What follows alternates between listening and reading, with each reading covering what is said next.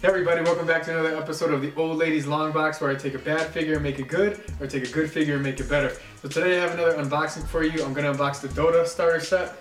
Let me let you guys look at the box. I already tore it up, pre-opened it. This is what the box looks like if you need to know, so you can buy it from your local brick and mortar store, wherever you get Heroclix. So this set is actually based on a game. If you guys aren't familiar with it, Dota 2 is an online game, sort of like League of Legends and StarCraft put together. It's 5v5, so you and 4 other friends play against 5 other people. You guys each pick a hero, and then you level up during the game. You have to farm materials, sort of like StarCraft, and then you have to get objectives and beat the other team. So usually the games last maybe an hour, maybe even more, but it's a pretty fun game, and so these Heroclix are based on that. So these guys, right here you have 5 heroes. They're actually the Dire. So the Dire is like the evil, you know, there's good and evil in every game. So the Dire are the evil ones. And before I get started, I just want to say this set, I mean, the sculpts are really, really good. This is probably the best the sculpts I've ever looked on any starter set. I'll go through them, zoom in individually, but just these are painted well, they're sculpted well, everything are really, really cool about them. And then it includes one map. It's not double-sided like they normally are in the starter sets, but it's an extra long map, so it's super big. It's really perfect for battle royales, or like maybe a huge, you know, 10 on 10 kind of thing. Like, this is going to be the map you're going to want to use, because it has everything. It has water, a nice river in the middle, some elevated, some hidden, 3 levels. It's got everything you need for a crazy night of Heroclix. You know, if you want to have a big pizza party, have friends come over and play a big game, this is the map you're going to want to use. And it comes with your 2 dice, your objects, everything. The dice are pretty standard. They are just black. They're small black, nothing really too crazy about them. But it also comes with the objects and the rules, everything that you would want it to. This one runs a little pricey. I'm guessing because the sculpts are really awesome. I don't really know, it's about $10 more than your average starter set though. Alright guys, so I'm going to get right into it, do a little preview. I won't go too much depth because I'm definitely going to use these for the original, for the standard long box episodes. But my favorite figure in the set has got to be Razor.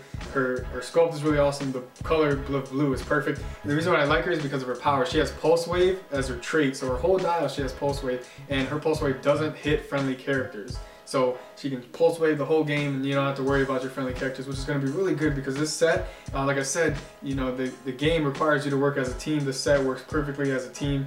They're all low point. The highest is 125, but they all have traits that help each other out. Next up, we have Witch Doctor, which is a really cool sculpt, one of my favorites. Like I said, all these sculpts are freaking amazing.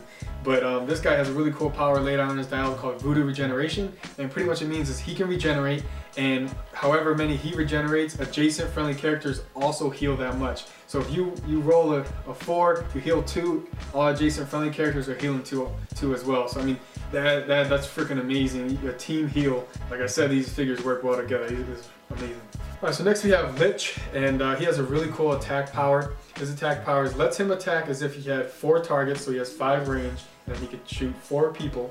And then all the targets which are hit, if there's another opposing character within 3 of any of those characters which are hit, he may also make an attack against them. So the reason why this is really good is because he can shoot up to 4 characters, obviously, and then he can shoot up to as many more which weren't hit by the first attack, but are within 3 of the first 4 guys that were hit. So that means potentially you can hit the whole squad if they're all close to each other. So that's really, really awesome. And then all characters that are hit either with the first attack or from the second, because of the 3 range thing, are given 1 penetrating damage, and then also given 1 action token. So that means no matter what you have, impervious, whatever, you could potentially deal 1 damage to the whole team and give the whole team an action token, which is pretty awesome. Alright guys, so next up we have the Faceless Void. He has a really cool epic action power, and for those of you who might not be familiar, epic actions are special actions that certain characters have, usually the ones in Hobbit they have them, and they're like a once per game action most of the time,